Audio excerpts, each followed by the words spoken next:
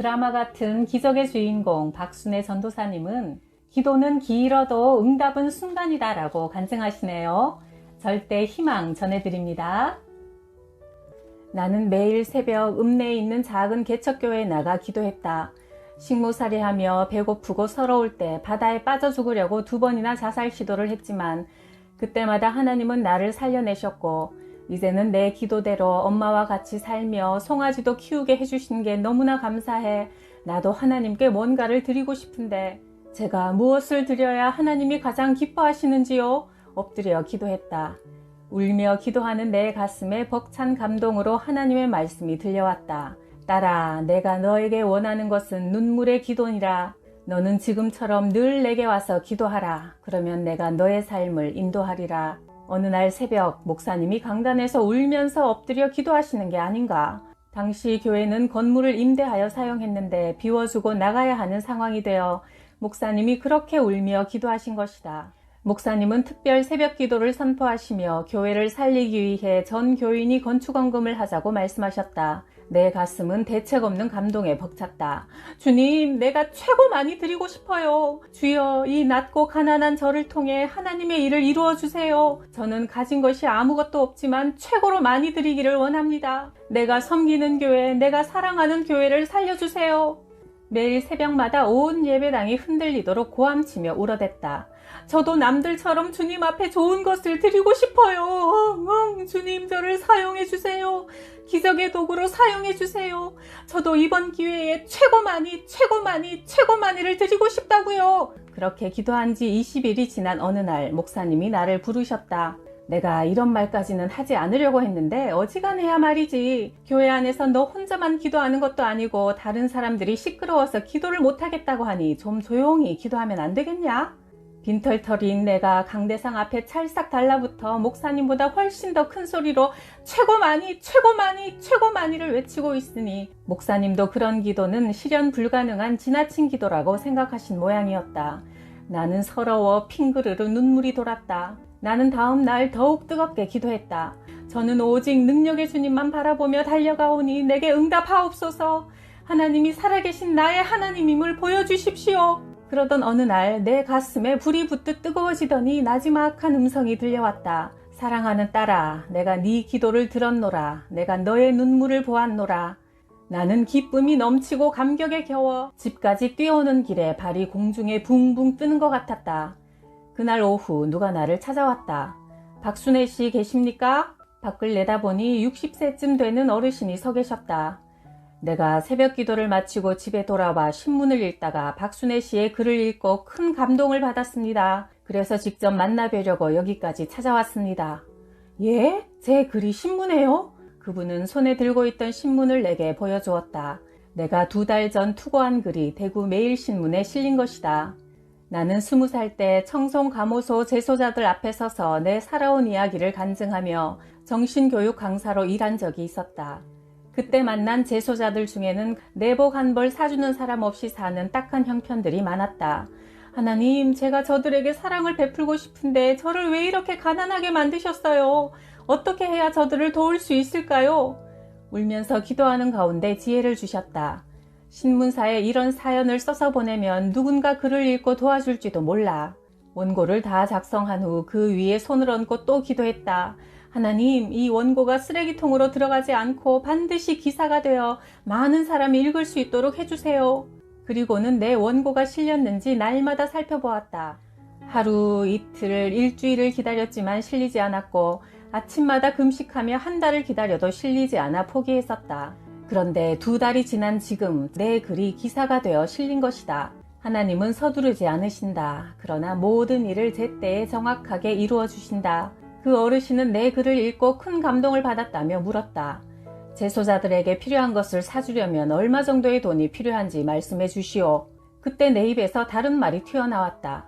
지금 제 기도 제목은 우리 교회를 위한 것으로 바뀌었습니다. 저는 우리 교회에서 제일 가난한 사람이에요. 그런데 지금 교회가 쫓겨날 위기에 처해 있답니다. 우리 교회를 꼭 도와주세요. 내 말을 끝까지 듣고 난 어르신은 하나님께서 자기 기도에 응답해 주셨다며 사연을 털어놓았다.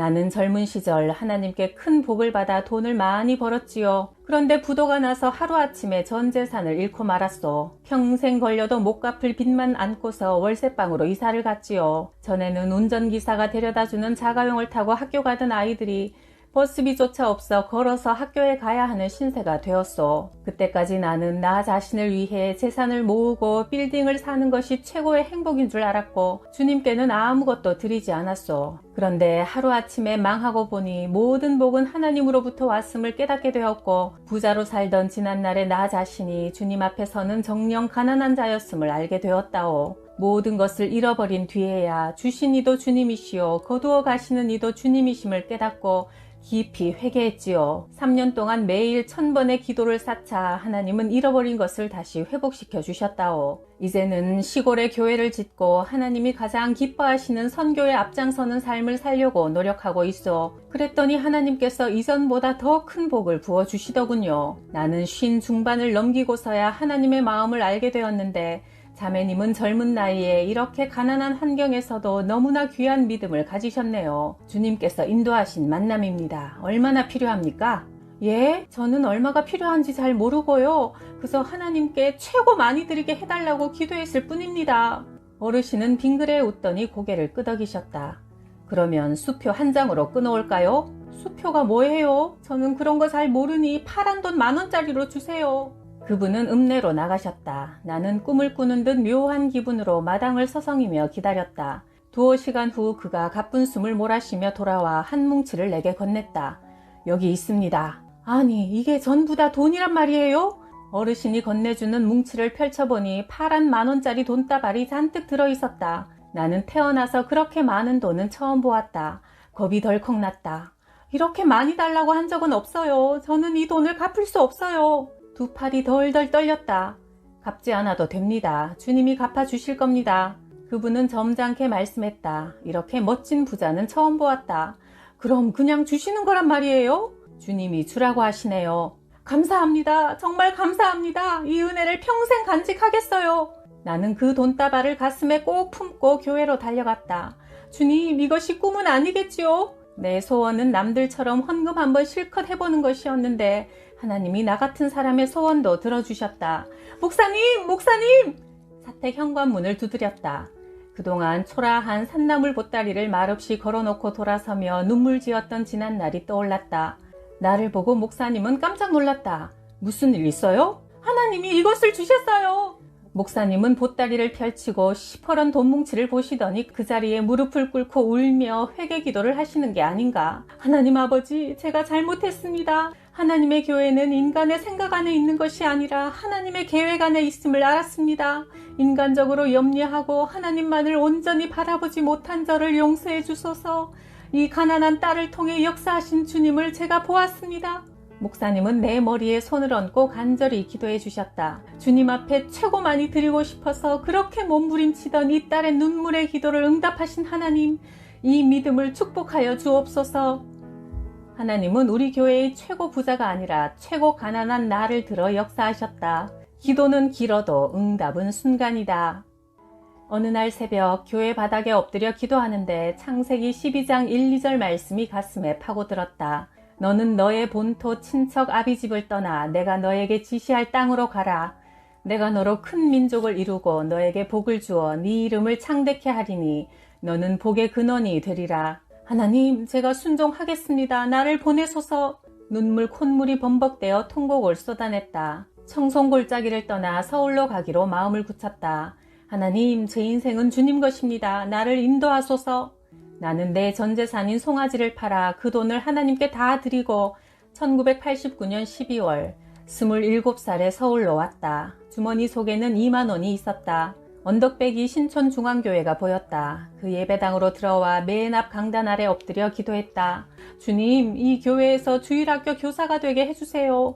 나처럼 불쌍한 아이들을 사랑해주는 선생님이 되고 싶어요. 단 한 명이라도 좋으니 저에게 아이들을 맡겨주세요. 이 한 가지 기도 제목을 놓고 새벽마다 큰 소리로 1시간씩 부르짖어 기도했다. 그렇게 기도한 지 한 달쯤 지나자 목사님이 나를 부르더니 주일 아침 9시까지 교회로 오라고 하셨다. 목사님은 나를 데리고 주일학교 부장선생님을 만나서 말했다. 경상도에서 이사 온 자매인데 주일학교 교사가 되기를 뜨겁게 사모하여 끈질기게 기도하고 있으니 한반을 맡겨주세요. 목사님, 지금은 자리가 없는데요. 내년이 되어야 자리가 나올 것 같습니다. 그러자 목사님이 언성을 높였다. 자리 하나 만들어 봐요. 그만둔 사람이 없어요. 아, 그럼 내일 새벽 예배 나와서 당신이 나 대신 한번 당해봐요. 부장 선생님은 드디어 내게 5아이 명단이 적힌 종이를 건네주었다. 월급 30만 원을 아이들에게 아낌없이 쏟아붓자 우리 반은 급성장했다. 때로 나의 돈 씀씀이를 보며 어리석다고 비웃는 사람들도 있었다. 장래를 위해 돈을 모아야지 왜 그렇게 버는 대로 교회 아이들에게 다 갖다 써? 세상적인 눈으로 볼 때 나는 분명 바보였다. 그러나 인생의 축복은 인간적인 계산에 있는 것이 아니라 오직 하나님의 은혜에 있음을 나는 믿었다.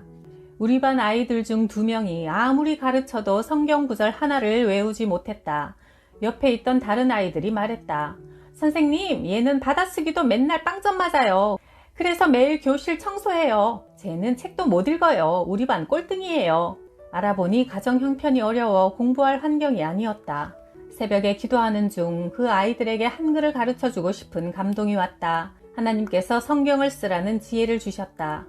얘야, 걱정하지 마. 선생님이 공부 가르쳐 줄게. 그 아이를 꼭 안아주자 아이가 울먹이며 말했다. 우리 집에는 돈 없어요.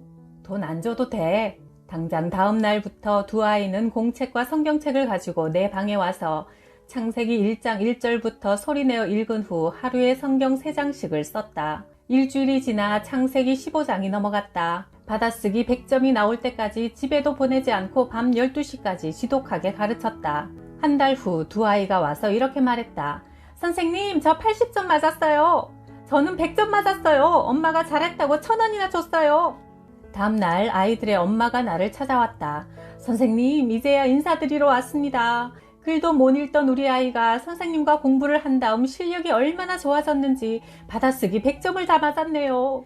선생님께서 몇 시간씩 집중해서 가르쳐 주시니까 머리에 쏙쏙 들어오고 너무 재밌다고 합니다. 이제부터 본격적으로 우리 아이 과외를 부탁드릴게요. 제가 이렇게 과외비를 가지고 왔습니다. 4만 원씩 둘입니다. 계속 공부를 가르쳐 주십시오. 예? 과외요? 저는 한 번도 과외를 해본 적이 없어요. 제가 여기 오기 전에 선생님이 어떤 분일까 궁금했는데 와서 직접 뵈니 역시 선생님 눈빛에서 총기가 흐릅니다. 서울에서 인류대학 나오셨죠? 이래 봬도 제가 사람 볼 줄 압니다. 그럼 선생님만 믿습니다. 다음날 새벽 8만 원이 들어있는 봉투를 들고 새벽 예배에 가서 하나님께 물었다. 주여, 돈을 보면 욕심이 나고 아이들을 보면 겁이 납니다. 제가 어찌해야 합니까? 기도하는 가운데 이런 감동이 왔다. 너는 왜 해보지도 않고 못한다고 하느냐? 그래도 너는 3학년까지 다니지 않았니? 다행히도 그 아이들은 2학년이었다. 하나님이 용기를 주셔서 나는 서점으로 달려가 문제집을 사서 맨 뒤에 붙어있는 답안지를 보고 미리 공부했다. 석 달이 지났다. 꼴등이던 아이가 38등이 되었다. 그날 밤 아이 엄마가 신바람 나서 달려왔다. 선생님, 정말 최고입니다. 난 선생님을 처음 봤을 때부터 서울에서 인류대학 나온 분인 걸 알았다니까요. 그러더니 온 동네방네 나를 서울에서 인류대학 나온 최고 선생님이라고 소문을 내서 다른 엄마들도 아이들을 가르쳐 달라고 데려왔다. 알아보니 아이들이 학교에서 본 시험 문제가 내가 사서 공부시킨 문제집에서 그대로 출제되었던 것이다. 하룻밤 자고 나면 정육점 아이가 오고 다음 날은 슈퍼마켓 아이가 왔다. 그렇게 모인 아이들이 몇 개월 만에 20명이 되었다. 칠판도 사서 방에 걸고 시간표까지 정했다. 1, 2학년은 2시, 3, 4학년은 4시, 5, 6학년은 6시. 2명을 가르친 지 1년이 지나자 과외 학생은 32명이 되었고 11조도 20만 원으로 늘어났다. 그러던 어느 날 개인 불법 과외 금지 정책에 걸려 하루아침에 과외를 못하게 되고 말았다.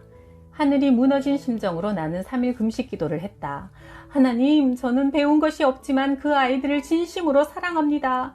계속 아이들을 가르칠 수 있도록 도와주세요. 나는 40일 작정 기도를 시작했다. 기도 중인 어느 날 길을 가는데 누군가 내게 반갑게 인사했다. 아니, 박순애 선생님 아니십니까? 스포츠 머리에 딱 벌어진 어깨, 누가 봐도 단번에 전과자인 줄 알아볼 수 있는 사람이었다. 폭력 전과 18범의 청송교도소 출소자였다. 길거리에서 1대1로 마주치니 등이 오싹했다. 그는 좋아 어쩔 줄 모르며 말했다. 선생님을 만나게 해달라고 하나님께 얼마나 기도했는지 모릅니다. 이제야 응답을 받았네요. 제가 청송교도소에서 선생님의 강의를 듣고 인생이 바뀐 사람입니다. 나보다 20살이나 어린 분이 배운 것, 가진 것 없어도 믿음과 꿈을 가지고 열심히 살아가는 이야기에 도전을 받았고 새 사람이 되었지요. 지금은 저도 다른 사람을 위해 살아가고 있습니다. 그러더니 갑자기 길에서 훌러덩 배를 걷었다. 배에는 제왕절개 수술 자국 같은 흉터가 보였다. 제가 신장을 기증한 자국입니다. 죽어가는 군인에게 내 신장을 떼어주었지요. 지금은 새벽 3시에 일어나 신문을 배달하고 밤 9시까지 성실하게 일하면서 살아가고 있답니다. 그런데 선생님은 지금 뭘 하십니까? 나는 부끄러웠지만 내 처지를 진실하고 상세하게 털어놓았다. 이번에는 제가 선생님을 돕고 싶습니다. 서로의 연락처를 나눈 후 헤어졌는데 3일 뒤 그가 다시 나를 찾아왔다. 우리 사장님이 선생님을 모시고 오래요. 사장님에게 내 사정을 이야기하고 도와달라고 통사정하자 사장님이 나를 한번 보자고 했다는 것이다. 사장님과 마주 앉았다. 좋은 일을 그렇게 많이 하신다고요? 저도 좋은 일 한번 하고 싶습니다. 개인 과외를 못하시니 학원을 하시면 되겠네요. 얼마쯤 필요합니까? 네? 저도 잘 몰라요. 그는 1,000만 원을 내게 주었다. 옆에 있던 출소자가 이렇게 말했다. 선생님, 돈 갚는 것은 걱정하지 마시고 꼭 성공하십시오. 제가 이 튼튼한 몸으로 열심히 일해서 갚겠습니다. 작정기도 25일 만에 이루어진 일이었다. 나는 위대한 기도의 능력을 다시 한번 깨달았다. 그 돈으로 건물을 임대하고 중앙시장에서 중고책상을 샀다. 교육청에 가서 학원 허가 조건을 알아보니 4년제 대학을 졸업하고 교원 자격증을 갖춘 교사를 채용해야 한다고 했다. 그런데 놀라운 사실은 원장의 자격에 대해서는 정해진 규정이 없다는 것이다. 마치 나를 위해서 만들어진 법 같았다. 40일 새벽 작정기도가 끝나는 바로 그날 베델 속셈학원 간판을 걸고 개원 예배를 드렸다. 목사님이 지어주신 이름이었다. 야곱이 베델에서 기도하며 하나님을 만났지요. 베델은 하나님의 집이란 뜻입니다. 그곳엔 항상 하나님이 계시고 함께 하시지요. 이제 예전에 가르치던 아이들 32명을 찾아 모으기 시작했다. 어머니, 이제 우리 학원은 합법입니다. 그런데 놀랍게도 학원 문을 여는 날 60명의 학생들이 몰려왔다. 하나님은 항상 나의 상상을 초월하여 일하셨다. 선생님이 공부 잘 가르친다고 소문이 다 났어요.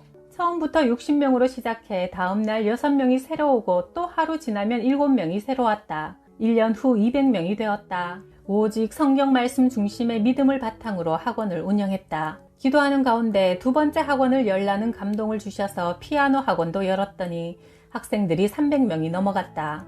우리 학원에 다니는 아이들은 대부분 우리 교회에도 나왔다. 나는 하나님의 놀라운 은혜에 감사해 크리넥스 휴지 상자에 예쁜 색종이를 붙여 11조 통을 만들고 축복의 11조라고 적어 놓았다. 그리고 그날부터 학원비가 들어오면 그중 10분의 1을 무조건 떼어 그 안에 넣었다. 그렇게 한 달을 모으니 200만 원 정도 되었다. 주일에 헌금함에 11조를 넣는 순간 행복함이 가슴으로 퍼졌다. 놀라운 일이 그 다음부터 일어났다. 어디에서 그렇게 많은 아이들이 오는지 신기할 정도로 학원은 날마다 새로 오는 아이들로 채워져 눈코뜰 사이 없이 바빴다. 6개월 뒤 나는 세 번째 학원을 개원했다. 컴퓨터 학원이었다. 1992년 컴퓨터 교육이 각 초등학교에 처음 들어올 당시 용산 전자상가에 가서 컴퓨터 20대를 사서 조립하여 설치했다. 어른 아이 할 것 없이 몰려들었다. 네 번째로 웅변 글짓기 학원, 다섯 번째로 미술 학원을 개원했다. 선생님이 10명이 넘었고 학원생도 500명이 넘었다. 나는 아무리 바빠도 하루도 빠짐없이 새벽마다 교회 제일 앞자리에서 기도했다.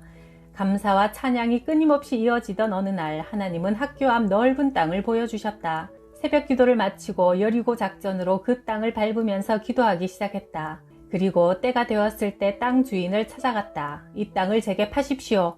1994년 그 땅에 거대한 종합학원 빌딩 공사를 시작했다. 중고등학생을 위한 외국어 학원, 입시 학원과 태권도장, 유치원까지 한 건물로 들어오자 엄청난 인원이 모여들었다. 아침부터 밤 11시까지 학생들이 바글바글 했다. 전 재산인 송아지 판돈을 하나님께 드리고 손에 2만 원 쥐고 서울에 올라온 지 6년 만에 하나님은 초등학교도 못 마친 나를 종합학원 원장으로 세워주셨다. 형편이 어려운 아이들에게는 무료로 다니게 했는데 그런 아이들만 해도 30, 40명이 되었다. 나는 다시 가까운 교도소에서 재소자들을 위한 정신교육 강의 봉사를 시작했다. 내가 힘들고 가난한 시절 청송교도소의 재소자들에게 꿈과 복음을 심어주었더니 훗날 내 인생의 위기 때 하나님께서 한 출소자를 만나게 하심으로 학원을 열 수 있는 기적 같은 물꼬를 열어주시지 않았는가. 나는 하나님이 기회 주실 때 힘껏 섬기고 베풀고 나누며 살아갈 것이다. 그것이 내 인생을 여기까지 인도하신 하나님이 기뻐하시고 나도 행복해지는 믿음의 삶이기 때문이다. 가난한 사람에게 은혜를 베푸는 것은 주님께 구워드리는 것이니 하나님께서 그 선행을 넉넉하게 갚아주신다. 잠언 19장 17절.